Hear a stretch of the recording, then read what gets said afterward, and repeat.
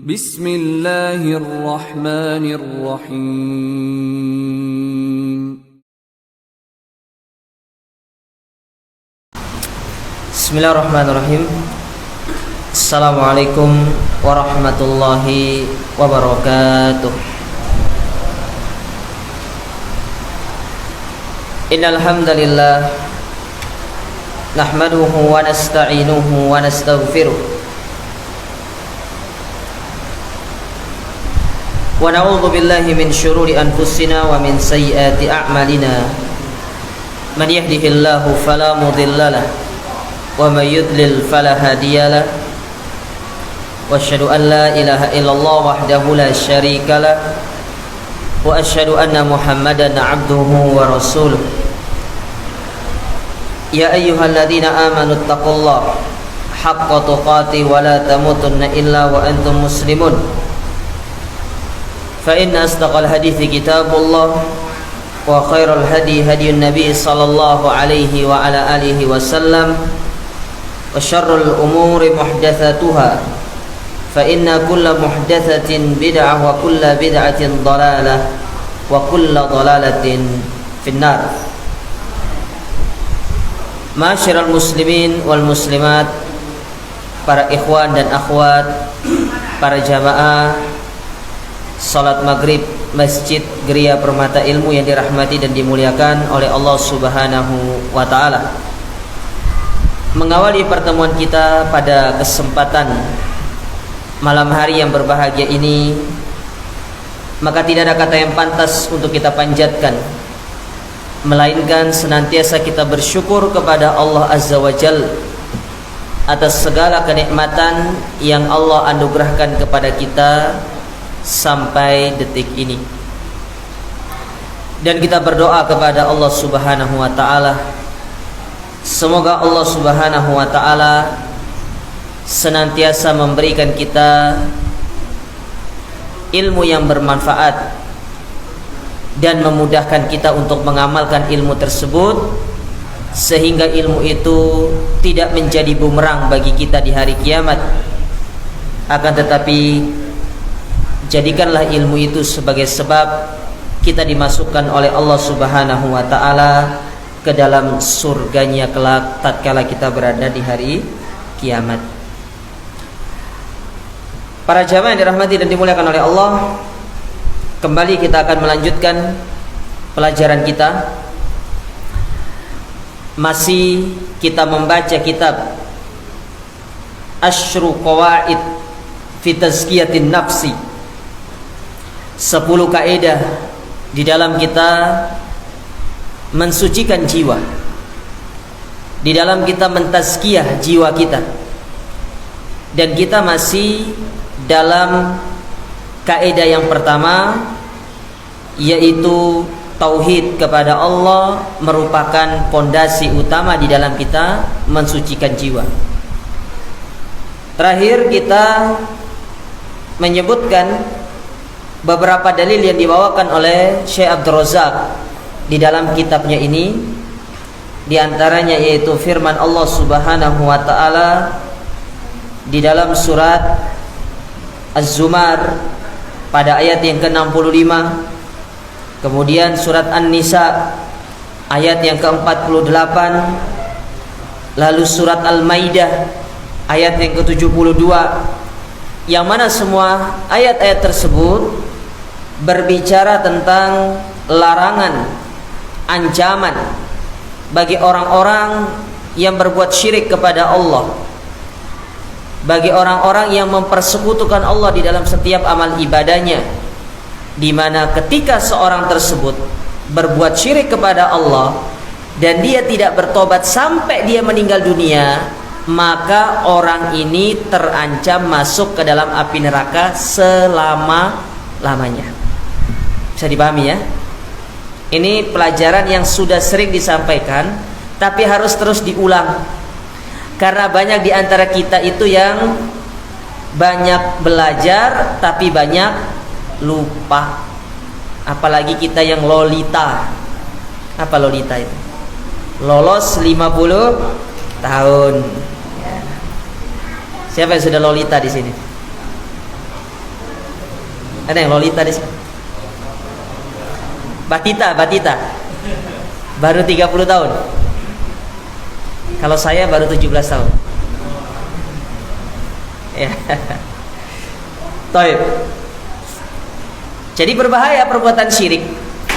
Makanya Al-Imam Adz-Dzahabi di dalam kitab beliau, kitab Al-Kabair, beliau membawakan dosa besar yang pertama itu adalah perbuatan syirik. Sebenarnya syirik itu tidak termasuk ke dalam kategori syirik perbuatan dosa besar. Tapi Al-Imam Adz-Dzahabi membawakan dosa syirik ingin menjelaskan kepada kita bahwasanya ada dosa besar yang lebih besar daripada dosa-dosa yang akan aku sebutkan. Yang pertama yaitu adalah perbuatan syirik kepada Allah Subhanahu wa taala. Ya. Tapi sekarang kita lanjutkan apa yang ditulis oleh beliau di sini. Kata Syekh Abdul Razak, semoga Allah Subhanahu wa taala merahmati beliau, menjaga beliau. Beliau mengatakan, ada yang punya buku itu halaman berapa itu terjemahannya? Nanti dan tidak tahu saya ini. Ini saya bacakan aja ya. Intinya terakhir itu surat Al-Maidah ayat 72. Nah, itu terakhir yang kita bahas. Nanti coba lihat di dalam bukunya. Ada PDF-nya sekarang kan? Ya. Taib. Kata beliau, fa idza haqqaqal abdu at-tauhida, apabila seorang hamba dia benar-benar merealisasikan tauhid, dia benar-benar mengikhlaskan ibadahnya hanya kepada Allah, hasalat lahu az-zakatu al-kamilah, maka niscaya dia akan mendapatkan yang namanya pensucian jiwa yang sempurna. Dari sini tahu seorang tidak akan mungkin bisa mensucikan jiwanya, mentazkiyah jiwanya kalau masih di dalam dirinya itu ada perbuatan syirik. Ingat, saya clearkan terlebih dahulu, syirik itu dibagi 3. Yang pertama ada yang disebut dengan syirik secara hati, syirkul qalbi namanya, syirik hati. Apa itu syirik hati? Contohnya begini, syirik hati itu seperti meyakini ada yang bisa memberikan manfaat dan menjaga kita dari kemudaratan selain Allah. Mana bentuk penerapannya? Seorang meyakini jimat itu mampu memberikan semua itu kepadanya. Dia punya jimat, dia yakini, oh kalau saya kemana-mana bawa jimat ini, tidak usah khawatir, saya selamat. Nah berarti kan dia meyakini yang menjaga dia dari kemudaratan, yang memberikan dia keselamatan siapa? Jimat, bukan Allah Subhanahu wa taala. Ada keyakinan di dalam hatinya.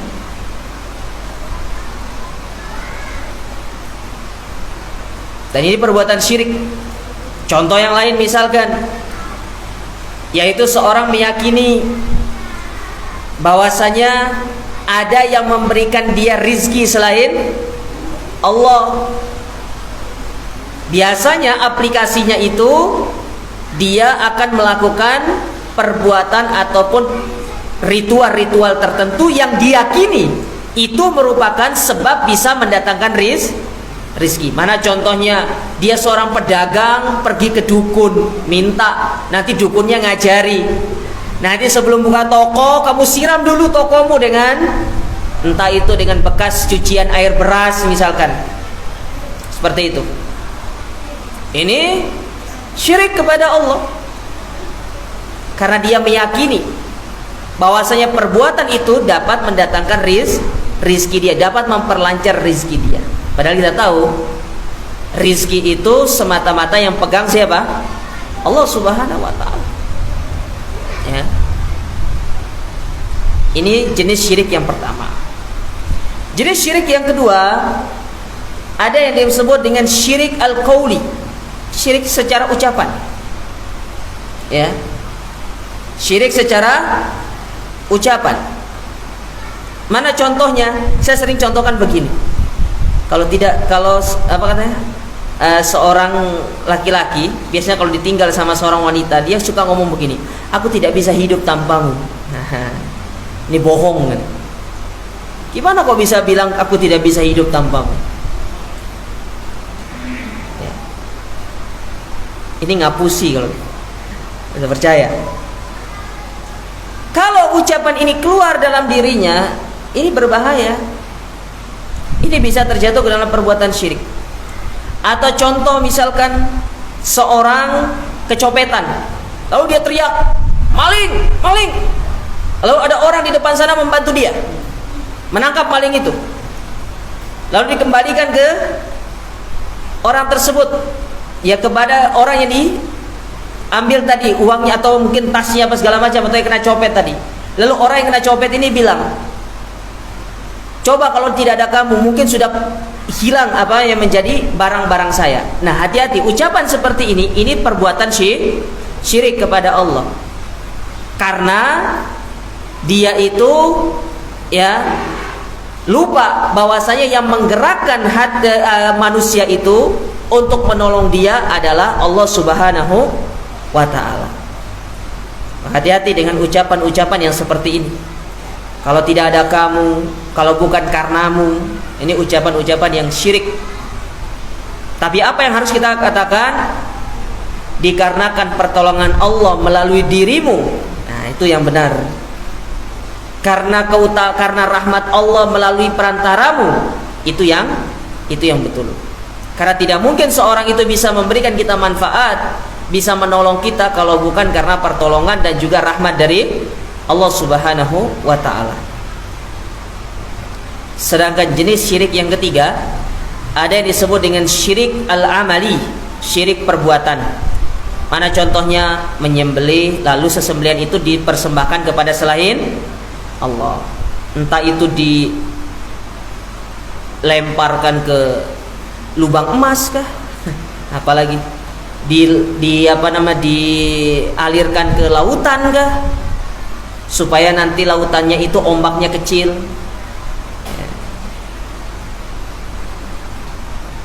Entah itu nanti kepalanya digantung kah? Ya. Banyak perbuatan itu, seperti juga kita menyembah kepada selain Allah, sujud kepada selain Allah. Ya, maka ini termasuk syirik secara apa? Perbuatan. Ya. Syirik secara perbuatan.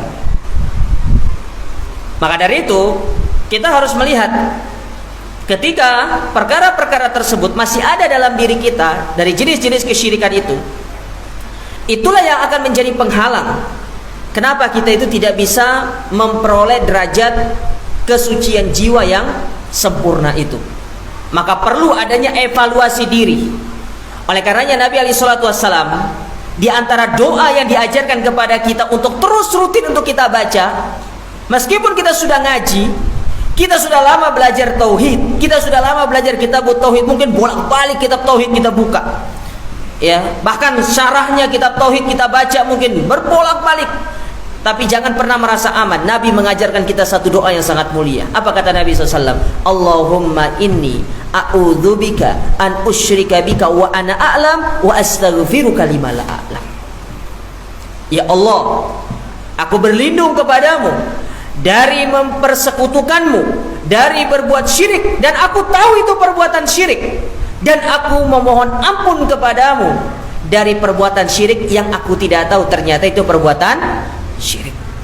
Karena masih banyak di antara kita, karena keterbatasan ilmu yang ada dalam diri kita, itulah yang menyebabkan kita terjatuh ke dalam perbuatan syirik yang kita tidak pahami. Sampai di sini bisa dipahami jemaah? Baik.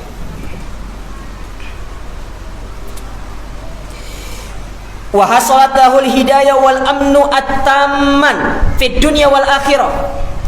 Selain tauhid itu bisa menjadikan kita memperoleh yang namanya kesucian hati yang sempurna, ternyata mentauhidkan Allah, menjauhkan diri dari perbuatan syirik, itulah sebab kita mendapatkan hidayah dan keamanan baik di dunia maupun di akhirat. Allah Ta'ala berfirman, di dalam Al-Qur'anul Karim. Di dalam surat Al-An'am pada ayat yang ke-82, Allah Subhanahu wa taala menyebutkan alladzina amanu wa lam yalbisu imanahum bidzulmin ulaika lahumul amnu wa hum muhtadun. Dan orang-orang yang tidak mencampur adukan keimanan mereka dengan kezaliman. Perhatikan ayat ini. Ya, nanti akan saya sebutkan. Ada suatu riwayat yang dibawakan oleh para ulama mufassirin terkait masalah ayat ini. Kata Allah Subhanahu wa taala, dan orang-orang yang tidak mencampur adukan antara keimanan mereka dengan perbuatan zalim, mereka itulah yang akan mendapatkan hidayah dan mendapatkan keamanan. Ketika ayat ini turun, para sahabat merasa berat mereka. Ya. Ini ayat berat bagi mereka. Kenapa? Karena mereka memahami ayat ini, tidak ada satu orang pun yang tidak pernah berbuat zalim. Karena Allah menyebut di sini kezaliman. Para sahabat memahami yang namanya zalim itu adalah berbuat zalim kepada sesama makhluk ataupun kepada manusia. Maka tatkala ayat ini turun, para sahabat bilang sama Nabi SAW, ya Rasulullah, ayat ini berat buat kami. Ya, tidak ada orang yang tidak pernah berbuat zalim di atas muka bumi ini. Entah itu kezaliman kepada manusia yang lainnya ataupun kezaliman terhadap diri kita sendiri. Karena zalim dia bagi tiga. Seperti yang dibawakan oleh Syekh Muhammad bin Shalih Al-Utsaimin di dalam kitab beliau yang berjudul Al-Qaulul Mufid, Syarhu Kitab Tauhid. Ya, syarah dari kitab Tauhid yang berjudul Al-Qaulul Mufid. Beliau menyebutkan di dalam kitab tersebut kezaliman itu dibagi tiga. Yang pertama kezaliman kepada Allah, yang kedua kezaliman kepada sesama makhluk, dan yang ketiga kezaliman terhadap diri kita sendiri. Ya. Kalau ingin memahami akan hal ini, baca lebih jauh di dalam kitab dalam Al-Qaulul Mufid, syarah dari kitab Tauhid. Kata para sahabat, ayat ini berat. Tidak ada orang yang tidak pernah berbuat zalim.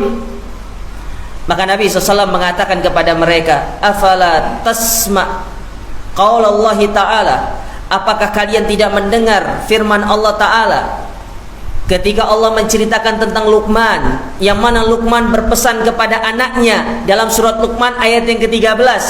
Apa kata Luqman kepada anaknya? Wa idh qala Luqmanu li banihi wa huwa ya'idhuhu ya bunayya la tusyrik billah innasyirka la dzulmun adzim. Wahai anakku, janganlah engkau berbuat syirik kepada Allah, karena kesyirikan itu merupakan kezaliman yang paling besar. Tidak ada kezaliman yang lebih besar daripada seorang berbuat syirik kepada Allah. Maka maksud kezaliman dalam ayat ini bukanlah kezaliman yang seperti yang kalian pahami, tapi kezaliman yang dimaksud dengan ayat ini adalah kesyirikan kepada Allah. Keimanan yang sudah merasuk ke dalam jiwa, di dalam dada, itu jangan dicampur adukan dengan kesyirikan kepada Allah. Bersihkan diri ini dari perbuatan syirik. Jauhkan diri ini dari segala hal-hal, dari segala sarana yang bisa menjatuhkan kita ke dalam perbuatan syirik kepada Allah. Ketika kita sudah bisa menjaga diri kita dari perbuatan syirik, dari sarana yang bisa menjerumuskan kita kepada kesyirikan, maka Allah Subhanahu wa taala akan memberikan kita dua perkara. Yang pertama, hidayah. Hidayah mengikuti kebenaran. Maka dari sini para ulama mengatakan asbab mawani'il hidayah, sebab orang itu tidak mendapatkan hidayah ketika dia bergelimang di dalam perbuatan syirik. Itu sebab. Ya. Bergelimang, bahkan menjadi kepalanya yang melakukan perbuatan syirik. Ya, hati-hati. Jangan menjadi otak dari keburukan. Lebih baik menjadi pengekor kebaikan. Kata Abdullah bin Mas'ud radhiyallahu taala anhu, beliau pernah mengatakan, "Fa innaka an takuna tabi'an lil khair khairun laka min an takuna ra'san fisyar." engkau menjadi pengikut, pengekor kebaikan, itu masih lebih baik daripada engkau menjadi otak dari segala keburukan. Kenapa kalau jadi pengekor kebaikan lebih baik? Karena kalau salah, yang menjadi pimpinannya itu yang tanggung jawab. Tapi kalau kita jadi kepala keburukan, dosa seluruh jamaah kita yang kita akan tanggung jawab. Ya, subhanallah. Ya.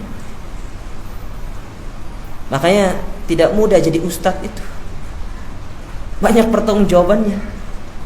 Sehingga disebutkan oleh para ulama, kalau tidak salah Imam Muhammad bin Sirin rahimahullah, beliau pernah mengatakan, sesungguhnya yang paling harus terus belajar ilmu agama itu adalah mereka para ulama.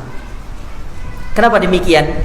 Kalau ulama salah, diikuti oleh jamaah, kesalahannya lebih meluas. Tapi kalau orang jahil yang salah, maka orang akan bilang, nggak usah ikuti dia orang jahil, ngapain kita ikuti.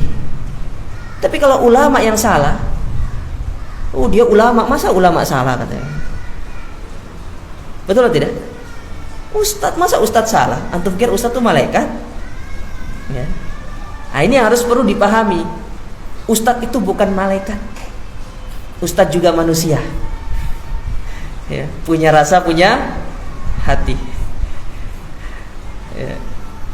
Ustadz juga manusia. Kadang salah, kadang benar. Maka tidak boleh fanatik kepada ustadz. Ustadznya salah, antum nasihati, tapi dengan adab.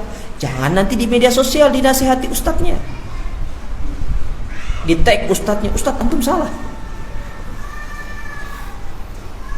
Ya, tidak boleh seperti itu. Ya.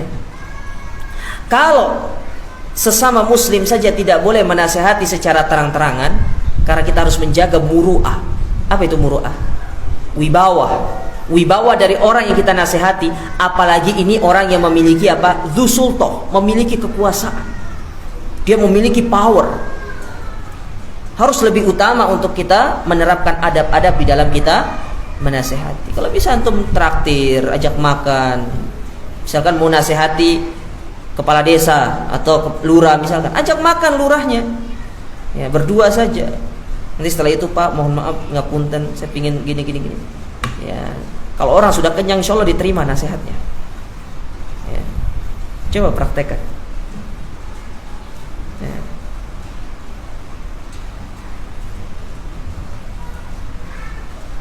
Hidayah. Kita kembali ke sini. Jadi seorang akan mendapatkan hidayah. Sedangkan yang kedua, apa yang Allah janjikan bagi orang-orang yang tidak mencampurkan keimanannya dengan perbuatan syirik? Mereka akan mendapatkan keamanan. Keamanan yang seperti apa? Keamanan di dunia maupun keamanan di akhirat. Keamanan di dunia apa contohnya? Allah jadikan hati dia istiqrar. Apa istiqrar itu ya? Tenang. Menjadikan hatinya nyaman, tumaknina. Karena dia hanya bergantung kepada Allah. Coba antum lihat orang-orang yang bergantung kepada jimat. Ndak, ketika keluar rumah ndak lupa bawa jimat, balik dia ndak jadi berangkat. Betul tidak? Para sido. Wes, gak sido mangkat kita. Lupa, gelang saktiku lupa. Coba lihat orang-orang yang percaya kepada tatoyur, percaya kepada hal-hal yang sifatnya khurafat. Beli rumah, tusuk sate. Oh jangan, bahaya. Padahal enak loh tusuk sate itu. Terutama bagi anda yang suka pesan online. Paling cepat dicari sama kurir. Betul tidak? Pak, rumah saya itu tusuk sate. Apalagi cuma satu-satunya di situ. Paling cepat dicari. Apa kaitannya tusuk sate dengan rumah itu bagus atau tidak? Tidak ada kaitannya. Antum ini jangan seperti orang-orang sana ya, ada feng shui-nya itu. Bu feng shui itu. Bahaya kita ini. Dilihat feng shui-nya, nggak cocok feng shui-nya. Kita kira Islam, kita punya tata cara sendiri. Ya. Kenapa harus kita mengikuti budaya-budaya mereka? Islam mengajarkan kepada kita untuk rasional. Saya katakan kepada antum, tidak ada agama yang serasional daripada agama Islam. Tidak ada, antum cari. Ya. Antum cari. Islam itu agama yang rasional.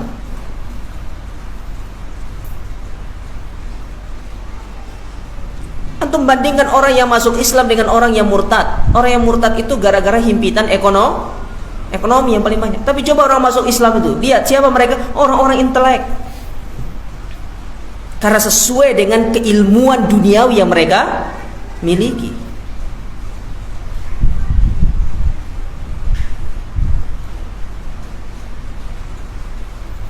Coba antum pikir, apa manfaat jimat itu buat apa? Antum bakar, dia tidak akan bisa lari dari api itu. Ada nggak ceritanya jimat kalau mau dibakar dia lari sendiri? Kaget antum. Bisa-bisa langsung stroke antum lihatnya. Ada pohon yang dianggap keramat. Kalau lewat pohon tersebut harus melakukan ritual tertentu. Kalau tidak, takut kualat. Maka ada pernah cerita itu, ada seorang supir taksi online, dia sudah ngaji. Dapat penumpang yang masih suka khurafat. Penumpangnya bilang, "Mas, dia lewat bangunan itu klakson 3 kali ya." "Loh kenapa?" "Klakson aja," katanya. Ditanya sama sopirnya lagi, driver ini yang sudah ngaji, "Kenapa Pak?" "Gak apa-apa, yang penting klakson." Lewatlah dia di bangunan tersebut yang dia anggap keramat itu, dianggap bangunan ini ada penunggu segala macam.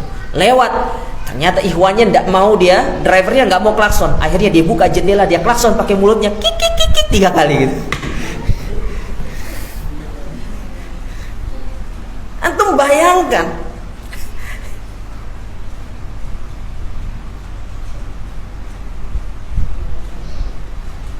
Coba kita bayangkan, coba. Tidak ada keamanan di dalam diri. Orang yang beriman sama Allah, bertauhid sama Allah, keluar rumah dia baca doa bismillahirrahmanirrahim tawakkaltu 'ala Allah la haula wala quwata illa billah. Keluar rumah, berangkat, ketika terjadi sesuatu yang tidak diinginkan, dia mengucapkan apa? Qadarullah wa masya fa'al. Khalas, selesai perkara. Coba kalau orang-orang yang masih percaya sama itu, ini gara-gara saya ketemu sama orang buta tadi ini. Kasihan orang buta, sudah buta disalahkan lagi. Subhanallah. Ya jamaah. Ya. Keamanan kurang di dalam diri. Ya. Allah jadikan rasa takut dalam diri kita. Maka coba lihat orang-orang bertauhid kepada Allah, masya Allah, tenang hidupnya, nyaman. Kecuali yang punya hutang. Enggak, coba lihat ketika dia berpasrah diri kepada Allah. Wala kenal angka 13, wala kenal acara yang namanya mitoni. Apa mitoni itu? Acara ketika istri hamil itu kan ya? Iya. Harus dimandikan kembang 7 rupa, diambil dari 7 sumber air. Ya. Capek sendiri coba. Buat apa?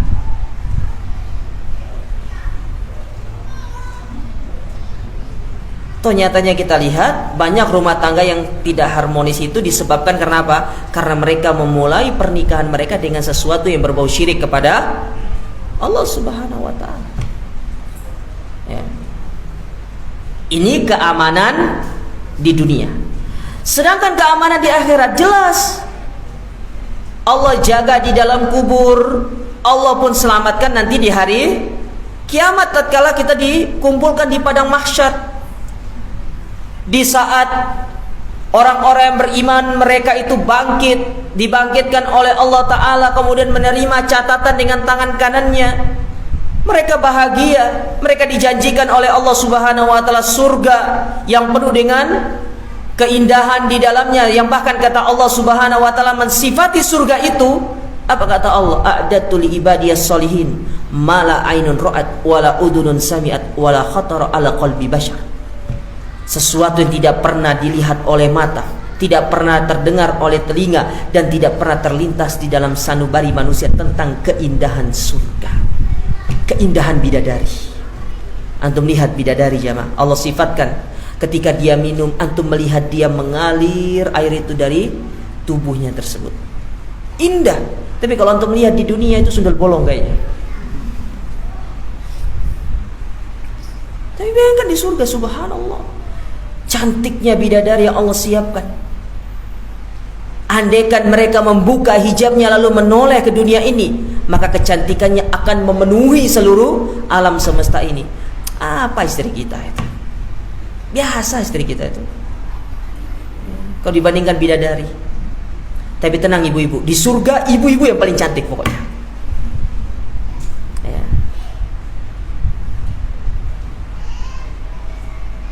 Keamanan. Dan itu kita rasakan. Antum coba lihat, bisa merasakan sendiri. Pra ngaji, pasca ngaji. Pra belajar tauhid dan pasca belajar tauhid. Ketenangan yang kita rasakan. Ya. Bahkan coba ingat, lihat, simak ketika Hasan Al-Basri, beliau ditanya, beliau adalah orang yang terkenal zuhud, ditanya oleh murid beliau, apa rahasia engkau bisa menjadi orang yang zahid, orang yang zuhud? Apa di antara jawaban beliau? Salah satunya, wa alimtu anna rizki la yadhhabu ghairi fatma'anna qalbi. Aku tahu rizkiku tidak akan pernah salah alamat. Aku mencari rizkiku, kalau memang rizkiku pasti akan menghampiriku, dan hatiku menjadi tenang karena pasti Allah akan mendatangkan rizki itu kepada diriku. Tidak ada ceritanya rizki itu tertukar itu. Jangan mau dibodoh-bodohi sama sinetron itu, anak yang tertukar. Rizki itu tidak ada yang tertukar tuh jamaah. Sudah ada alamatnya masing-masing. Tidak ada rizki itu kenal istilah alamat palsu. Rizki ngeprank kita. Tidak ada. Kalau sudah rizki pasti datang.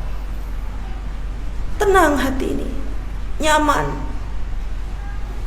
Dan semuanya tidak akan bisa didapatkan kecuali orang-orang yang bertauhid kepada Allah Subhanahu wa ta'ala. Kemudian Syekh Abdul Razak melanjutkan, famata akhlasal abdu dhulla lillahi wal mahabbata lahu hasalat a'maluhu wa sahhat wa zakat nafsuhu wa taubat. Kata beliau, maka ketika seorang hamba dia benar-benar mengikhlaskan dirinya, penghambaannya, rasa cintanya kepada Allah Subhanahu wa ta'ala, maka itulah yang akan menjadikan amalnya pun menjadi ikhlas dan tepat. Ingat jemaah, Al-Imam Ibnu Taimiyah, beliau pernah menyebutkan di antara sebab seorang itu semangat dalam beramal ketika ada rasa cinta yang terpatri di dalam diri kita kepada Allah. Kenapa? Karena kalau kita cinta kepada Allah, cinta itulah yang akan menggerakkan diri kita untuk melakukan amal. Apa yang menyebabkan kita malas beribadah? Karena kurangnya rasa cinta kita kepada Allah. Antum coba lihat diri kita masing-masing. Apa yang menyebabkan antum rela melakukan apapun demi istri antum? Karena apa? Yang belum beristri tidak tahu pasti. Yang sudah beristri, apa yang menyebabkan antum itu rela melakukan apapun demi istri? Karena cinta. Betul ibu-ibu? Oh betul. Istri pun demikian. Saking cintanya sama suaminya, dia rela melakukan apapun. Tapi ingat, sesuai dengan syariat. Jangan yang bertentangan dengan syariat. Tapi ya itu biasanya pengantin baru. Nih anak 2, 3. Ya, Dek tolong buatin teh gawe dewe pak. Nang ya. Itu loh di dapur sudah tersedia, tinggal buat sendiri. Loh kok cepat banget nih? Waduh, kayaknya maghribnya kurang panjang. Tapi azan terlebih dahulu. Baik, kita lanjutkan sedikit. Jadi semakin seorang itu benar-benar mengikhlaskan penghambaan dirinya dan rasa cintanya kepada Allah Subhanahu wa ta'ala, maka niscaya itulah yang akan memudahkan dia di dalam dia melakukan amal ibadah, dan itulah yang menyebabkan amal ibadah tersebut benar di sisi Allah Ta'ala. Karena ingat, syarat diterima amal itu dua. Yang pertama adalah ikhlas. Jadi sebelum beramal, perhatikan kedua syarat ini, ikhlas dan juga mengikuti sunnah. Islam itu gampang, jemaah. Tata hati, kemudian ibadah tersebut ya pernah dilakoni ambek Nabi atau tidak, sama Nabi atau tidak, selesai sudah. Kalau nggak pernah dilakukan sama Nabi, nggak usah lakukan, itu aja. Ya, bahkan ya dalam pandangan para ulama, ketika Anda masih ragu dengan satu amal ibadah, meskipun amal ibadah tersebut disyariatkan, tapi kita tidak punya ilmu dan ragu akan ibadah tersebut disyariatkan atau tidak, stop, jangan lakukan terlebih dahulu, daripada terjatuh ke dalam was-was. Bisa dipahami nih? Contoh misalkan, baru dapat satu broadcast lah, atau mungkin tulisan, disyariatkan yang namanya puasa 3 hari setiap bulan. Masa iya? Baru tahu saya. Kan kita tahu itu amalan yang dianjurkan, betul tidak? Ada dalilnya. Tapi karena antum tidak faham dalil amalan tersebut disyariatkan atau tidak, jangan kerjakan dulu sampai antum benar-benar mendapatkan ilmu tentang amalan tersebut. Kalau sudah yakin dengan ilmunya, sudah kita bertanya kepada ahlinya, dan ternyata amalan tersebut disyariatkan, maka kerjakan. Nanti kita punya hujah di hadapan Allah Ta'ala. Kita ditanya, kenapa engkau melakukan amalan ini? Aku sudah bertanya sama para ahlinya, dan mereka mengatakan disyariatkan. Kita punya hujah di hadapan Allah Subhanahu wa Ta'ala. Ini bisa dipahami jamaah ya? Ini saking harus benar-benar kita teliti, menjaga diri supaya tidak sembarangan kita melakukan amal ibadah. Dikit-dikit sekarang nih pingin lunas hutangnya, baca 1000 kali zikir kepada Allah ini. Waduh, ya lunasin hutang itu pakai fulus, bukan pakai zikir. Pakai fulus. Dan sekarang itu banyak sekali ya kebohongan dan kedustaan yang beredar di dunia maya, yang membawa atas dasar agama, dan orang itu sangat tertipu dengan semua itu. Karena kalau sudah berbicara agama, kita ini sudah merasa, oh ini agama, tidak mungkin salah. Kita selalu menganggap semua yang disampaikan kalau dalam lokomotif agama itu pasti benar. Enggak semua. Itulah pentingnya kita ya benar-benar selektif ya, harus menimbang apakah amalan tersebut disyariatkan dan pernah dicontohkan oleh Nabi atau tidak. Wa zakat nafsuhu wa tabat, dan itulah yang menyebabkan jiwa itu menjadi bersih dan jiwa itu menjadi baik karena ikhlas kepada Allah. Wa ma ta'adkhala 'alaiha ma yashubuha min syawabis syirki dakhala 'ala nafsihi minad danasi wat tadsiyah wat tadisiyati bihasbi dzalika. Dan tatkala atau ketika ya hati ini atau jiwa ini dicampuri dengan kotoran-kotoran syirik, dicampuri dengan perkara-perkara syirik, itulah yang menyebabkan jiwa itu akan menjadi jiwa yang kotor, disebabkan karena kotoran-kotoran itu ada di dalam jiwa-jiwa kita. Maka harus dibersihkan. Syirik itu harus dibersihkan sampai ke akar-akarnya. Bukan cuma kadas kurap saja yang harus dibersihkan sampai ke akar-akarnya, tapi syirik itu lebih utama. Syirik lebih utama. Ya, syirik lebih utama. Harus dibersihkan sampai ke akar-akarnya, harus dicabut. Apa yang tersisa dari perbuatan syirik yang ada dalam diri kita harus dibersihkan seluruhnya. Tidak boleh ada yang berbekas. Karena ingat, ketika masih ada yang tersisa meskipun itu kecil, yang kecil itulah yang akan dimanfaatkan oleh syaitan untuk mengembalikan kita melakukan perbuatan syirik kepada Allah Subhanahu wa Ta'ala. Lebih-lebih di saat keimanan kita lagi berada pada level yang terendah. Bahaya jemaah. Tidak mudah. Ya, tidak gampang. Syaitan itu paling pintar mencari celah untuk menjerumuskan manusia ke dalam perbuatan kehinaan, dalam perbuatan syirik. Untuk yang kesekian kali sangat mudah. Betapa banyak orang yang dia PD-nya sudah pernah ngaji segala macam, tapi karena lama dia tidak memupuk keimanannya, sudah lama dia tidak pernah duduk di majelis ilmu, meskipun sebelumnya dia telah menghatamkan satu kitab tauhid, tapi ketika dia cuti lama, nah, ini bahasa halus dari kata futur, cuti, ya. Ya, saya tidak mau bilang futur katanya Ustadz, saya itu bilang cuti saja, lagi cuti menghadiri majelis ilmu. Antum kira pekerjaan tuh menghadiri majelis ilmu tuh? Ya, cuti gitu ya. Ya, untung tidak resign aja, tidak resign bahaya. Ya. Cuti gitu ya.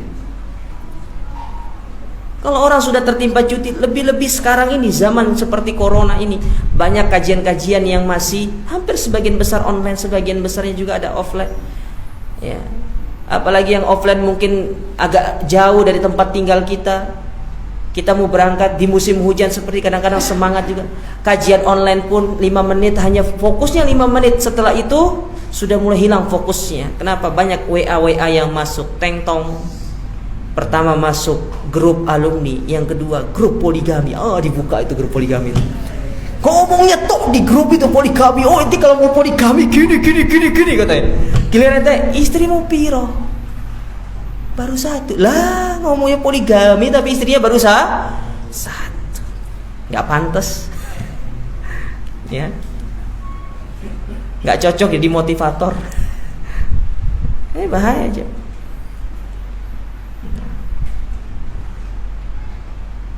Maka bersihkan supaya jiwa ini menjadi jiwa yang bersih dari segala noda dan dosa ataupun dari segala kotoran-kotoran tersebut. Fala zakata lin nafsi illa bitahqiqit tauhid, maka tidak akan mungkin seorang bisa mendapatkan kesucian jiwa kecuali dia merealisasikan yang namanya tauhid di dalam dirinya, wa ifradillahi ta'ala bil ibadah, dan senantiasa mengikhlaskan ibadahnya hanya semata-mata karena Allah. Lupakan pandangan manusia, lupakan pujian manusia, lupakan sanjungan manusia. Semua itu tidak ada manfaatnya di sisi kita, baik di dunia maupun di akhirat.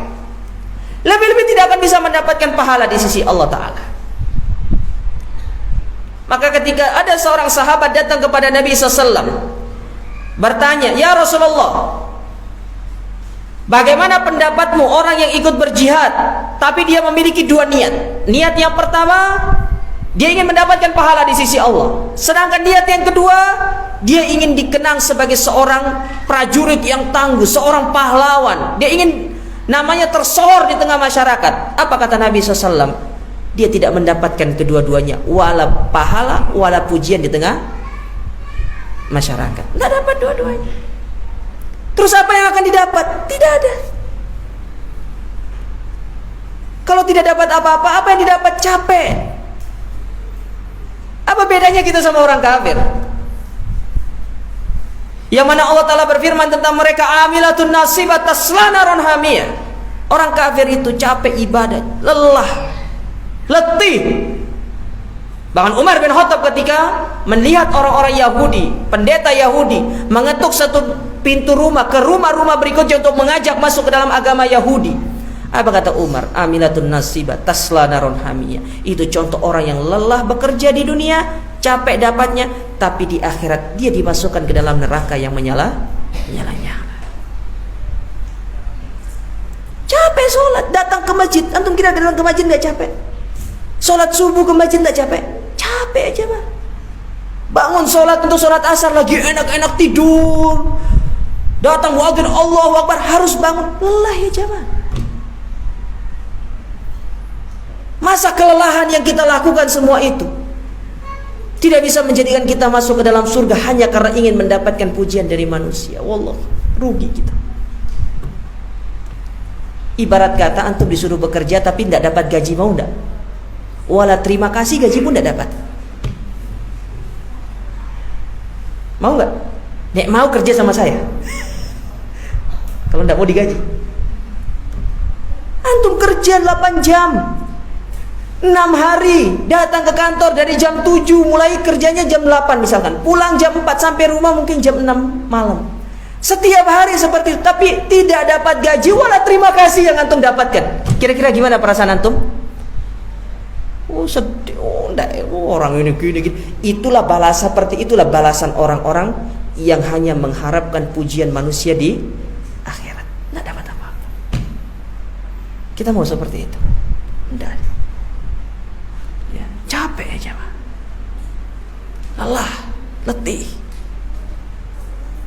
Yang seharusnya badan ini bersaksi di hadapan Allah, yang seharusnya lisan ini bersaksi di hadapan Allah, kaki, mata, telinga, semua bersaksi di hadapan Allah dengan mengatakan, aku bersaksi fulan melakukan ibadah, fulan sholat malam, fulan begini. Ternyata semua itu tidak akan bersaksi di hadapan Allah. Karena apa? Karena kita riya kepada manusia. Kita hanya mengharapkan pujian di sisi manusia, bukan pahala di sisi Allah Subhanahu wa ta'ala.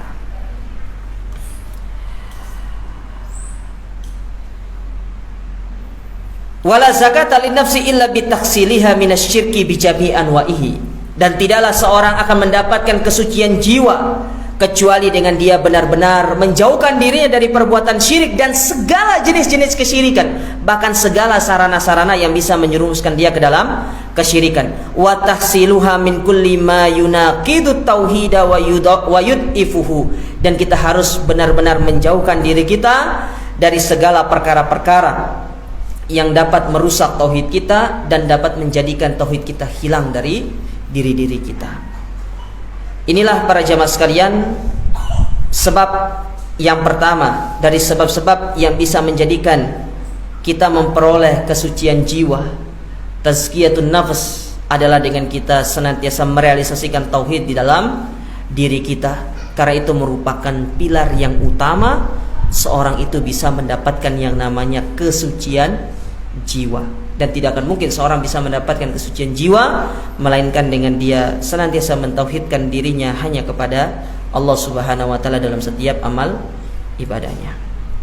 Dengan demikian selesailah kita dari kaidah yang pertama, dan insyaallah kaidah yang kedua akan kita lanjutkan pada pertemuan berikutnya setelah Ramadan. Kan bulan depan sudah Ramadan kan? Iya toh? Setelah Ramadan insyaallah 2 bulan lagi. Iya 2 bulan ya? Bulan enggak? Bulan depan itu kan tanggal 16. Itu sudah masuk Ramadan kan? Terus Mei 21. Oh ya mungkin sudah mulai kajian ya. Ya mungkin kita lanjutkan Mei ya. Insyaallah ya, tanggal 21 Mei kita akan lanjutkan kembali kajian kita dan kita akan masuk ke kaidah yang kedua, di mana kaidah yang kedua itu adalah ad-du'a miftahuz zakatin nufus. Berdoa itu merupakan sebab seorang itu meraih yang namanya kesucian jiwa. Wallahu ta'ala alam. Insyaallah kita bertemu lagi pada pertemuan berikutnya. Jadi ada waktu untuk murojaah, silakan di murojaah, insyaallah nanti kita ujian ya. Harus ada ujian ya. Jangan takut dengan ujian dunia. Ya murojaah, dibaca kembali pelajarannya, diulangi-ulangi supaya bisa menetap terus di dalam diri-diri kita. Tapi kita hari kajian kita dengan doa kafaratul majlis. Subhanakallahumma rabbana bihamdika asyhadu an la ilaha illa anta astaghfiruka wa atubu ilaik. Wassallallahu ala nabiyina Muhammad wa alihi wasallam wa akhiru da'wana alhamdulillahi rabbil alamin. Assalamualaikum warahmatullahi wabarakatuh.